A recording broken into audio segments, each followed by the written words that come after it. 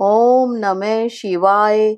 स्वर सुधा मंच पर आध्यात्मिक जानकारी के अंतर्गत प्रस्तुत हैं द्वादश ज्योतिर्लिंग।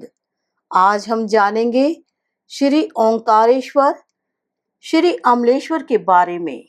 यह ज्योतिर्लिंग मध्य प्रदेश में पवित्र नर्मदा नदी के तट पर अवस्थित है। इस स्थान पर नर्मदा के दो धाराओं में विभक्त हो जाने से बीच में एक टापू सा बन गया है। इस टापू को मांधाता पर्वत या शिवपुरी कहते हैं। नदी की एक धारा इस पर्वत के उत्तर और दूसरी दक्षिण होकर बहती है।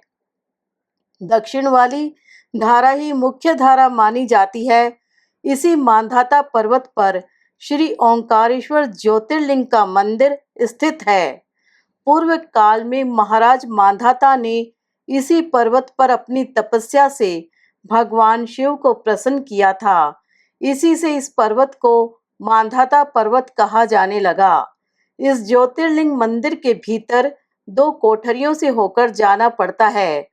भीतर अंधेरा रहने के कारण यहाँ निरंतर प्रकाश जलता रहता है।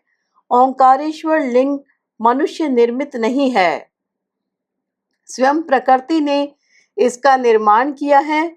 इसके चारों ओर हमेशा जल भरा रहता है।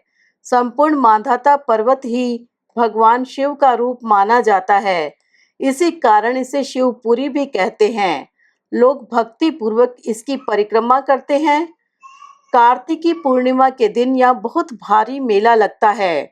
यहाँ लोग भगवान शिव जी को चने की दाल चढ़ाते हैं। रात्रि की शयन आरती का कार्यक्रम बड़ी भव्यता के साथ होता है। तीर्थ यात्रियों को इसके दर्शन अवश्य करने चाहिए। इस ओंकारेश्वर ज्योतिर्लिंग के दो स्वरूप हैं। एक को अमलेश्वर के नाम से जाना जाता है। यह नर्मदा के दक्षिण तट पर ओंकारेश्वर से थोड़ी दूर हटकर है।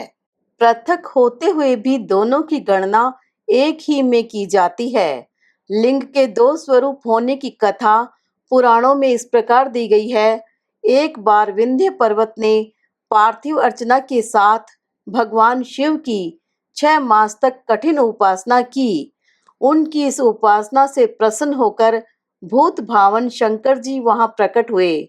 उन्होंने विंध्य को उनके मनोवांछित वर प्रदान किए। विंध्याचल की इस वर प्राप्ति के अवसर पर वहां बहुत से ऋषिगण और मुनि भी पधारे। उनकी प्रार्थना पर शिवजी ने अपने ओंकारेश्वर नामक लिंग के 2 भाग किए। एक का नाम ओंकारेश्वर और दूसरे का अमलेश्वर पड़ा। दोनों लिंगों का स्थान और मंदिर पृथक होते भी दोनों की सत्ता और स्वरूप एक ही माना गया है। शिव पुराण में इस ज्योतिर्लिंग की महिमा का विस्तार से वर्णन किया गया है। श्री ओंकारेश्वर और श्री अमलेश्वर के दर्शन का पुण्य बताते हुए नर्मदा स्नान के पावन फल का भी वर्णन किया गया है। प्रत्येक मनुष्य को इस क्षेत्र की यात्रा अवश्य ही करनी चाहिए। लौकिक पारलौकिक दोनों प्रकार के उत्तम फलों की प्राप्ति भगवान ओंकारेश्वर की कृपा से सहज ही हो जाती है। अर्थ, धर्म, काम, मोक्ष के सभी साधन उसके लिए सहज ही सुलभ हो जाते हैं। अंततः उसे लोकेश्वर महादेव भगवान शिव के परम धाम की प्राप्ति भी हो जाती है। भगवान शिव तो भक्तों पर अकारण ही कृपा करने वाले हैं। वह अवधरदानी है।